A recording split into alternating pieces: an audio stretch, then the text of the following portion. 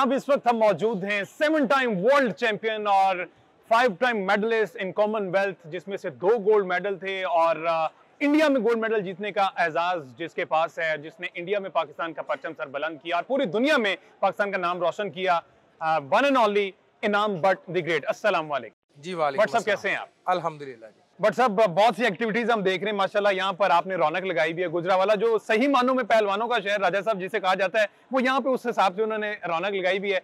But साहब, क्या समझते हैं, हमने देखना है ओलंपिक्स के हवाले से अगर बात स्टार्ट की जाए, हम देखते हैं कि इतना टैलेंट मौजूद है गुजरावाला में, पाकिस्तान छोड़ें सिर्फ गुजरावाला में, इसके बावजूद कोई पहलवान हमें ओलंपिक्स में नजर नहीं आता। इसकी एक वजह क्या है? देखें, इसकी बेशुमार वजूहत हैं। एक सबसे पहली वजह यह है कि हमारे पास स्ट्रक्चर अवेलेबल नहीं है।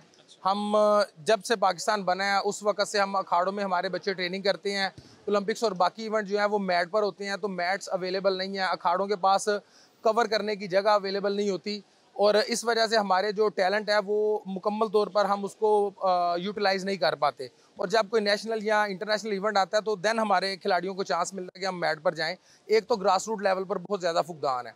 उसके बाद जो हमारे खिलाड़ी ओवरऑल भी अगर मैं बात करता हूँ तो जो हमारे खिलाड़ी इंटरनेशनल लेवल के या नेशनल लेवल के होते हैं, उनके पास जॉब अपॉर्चुनिटीज़ बहुत थोड़ी होती हैं।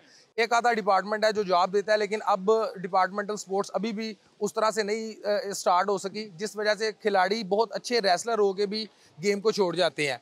और जो उससे फिर एक और जो मेन वजह आ जाती है वो ये है कि हमारे खिलाड़ी पाकिस्तान में तो अपना मैक्सिमम अचीव कर लेते हैं, लेकिन इंटरनेशनल उनको ट्रेनिंग नहीं करवाई जाती। अगर हम वर्ल्ड और ओलंपिक की बात करते हैं तो वहाँ पर इंटरनेशनल खिलाड़ियों के साथ हमें खेलना होता है। जब हम हमारे खिलाड़ी इंटरनेशनल के साथ ट्रेनिंग नहीं करेंगे तो उनका वो लेवल नहीं होगा, वो वहाँ पर पार्टिसिपेट अच्छा नहीं कर पाएंगे। और एक जो उससे भी बड़ी मेन वजह आ जाती है वो ये है कि इंटरनेशनल ओलंपिक में जाने के लिए हमें क्वालिफाई करना पड़ता है, और क्वालिफाई के लिए हमें इंटरनेशनल मुकाबले खेलकर अपनी रैंकिंग को बेहतर करना पड़ता है, जो फिर हमें सपोर्ट करती है जब हमारे ड्राज आते हैं। तो क्योंकि हम इंटरनेशनल लेवल पे मुकाबले नहीं हम ज़्यादा खेल पाते, हमारी रैंकिंग ठीक नहीं होती, इस वजह से फिर हमारा ओलंपिक में क्वालिफाई नहीं हो पाता। अच्छा, बट से एक चीज़ जो बड़ी इंपॉर्टेंट है, हम गुजरावाला में खड़े हैं, हम रहीम बख्श से शुरू हो और फिर यूनुस पहलवान का जिक्र करें, आपका जिक्र करें, फिर लाहौर और गुजरावाला का जिक्र करें, तो फिर इमाम बख्श पहलवान आए थे, Bholu, Gama, Akki, You just name it. हमको लगता है कि हम अब इन्हीं का जिक्र करके आप सोचते रहेंगे कि ये क्या हो गया। तो जैसे स्कॉश और हॉकी में हुआ है, अब लगता है कि हम भी वो याद माजी अजाब है यार, या फिर आप समझ रहे हैं कि अब ये स्पोर्ट्स बोर्ड पंजाब ने कोई कोशिश की है, आप ये कुछ कर रहे हैं और हम देखेंगे कि राइज फिर करेगा गुजरावाला रेसलिंग में। जी देखें, मैं तो बहुत ज़्यादा होपफुल हूँ, और मैं ये समझता हूँ कि पाकिस्तान की हिस्ट्री की पहली रेसलिंग एकेडमी गुजरावाला में बनने जा रही है स्पोर्ट्स बोर्ड के ताउन से और पंजाब स्पोर्ट्स बोर्ड के ताउन से, जो कि पाकिस्तान के लिए मैं समझता हूँ कि एक बहुत बड़ा एक कदम साबित होगा बेहतरी की तरफ।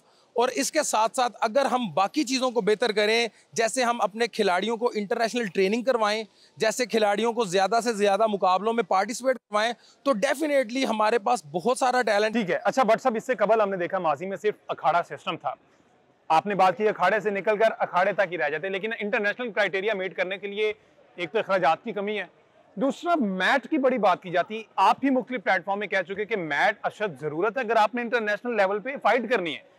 तो क्या हुकूमत पाकिस्तान इस मैट के लिए कुछ नहीं कर रही? इसको इंपोर्ट करना पड़ता है, इसमें खर्चा कितना था ये जरा बताएं। जी देखें, एक जो रेसलिंग मैट है उसकी मालियत 25 लाख रुपये है, तो कोई भी अखाड़ा ऐसा नहीं है कि जो इसको अफोर्ड कर सके, क्योंकि पहलवान जो है अखाड़ा सिस्टम जो चलता है वो बिल्कुल फ्री ऑफ कास्ट, हम यहाँ पर बच्चों को ट्रेनिंग करवा रहे हैं, बिल्कुल फ्री ऑफ कास्ट करवा रहे हैं।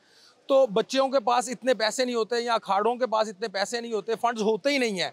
तो ये बहुत ज़रूरत है हमारी कि हम जो भी अखाड़े हैं, मैट के साथ साथ आप ये देखिए कि अखाड़े जो होते हैं वो ओपन होते हैं, तो मैट तो एक चीज़ रही, मैट को कवर करने के लिए आपको एक कवर्ड एरिया का होना बहुत ज़्यादा ज़रूरी है। मैट मिल जाएगा, कवर्ड एरिया नहीं होगा तो कहाँ पर लगाएंगे? इतना बड़ा मैट कौन उठाएगा, कौन लगाएगा?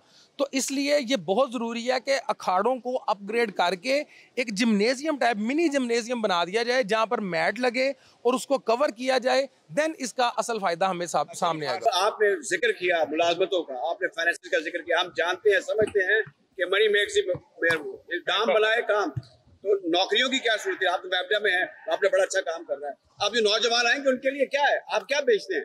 देखें, जब मतलब अगर थोड़ा सा पीछे जाते हैं तो जो भी नेशनल लेवल का खिलाड़ी होता था उसको पाकिस्तान वापडा और पाकिस्तान आर्मी में जॉब मिलती थी। और वापडा को मैं खराज तहसीन पेश करूंगा कि जितने बड़े खिलाड़ी हैं, आप अरशद ले लें, नू ले लें और बाकी भी जो आपको नज़र आएंगे, वो तमाम वापडा से बिलोंग करते हैं।